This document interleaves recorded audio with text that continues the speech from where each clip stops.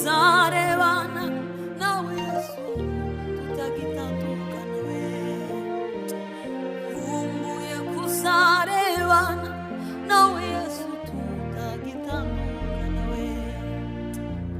Nkumbuye kuzarebana na Yesu tutagitandukana.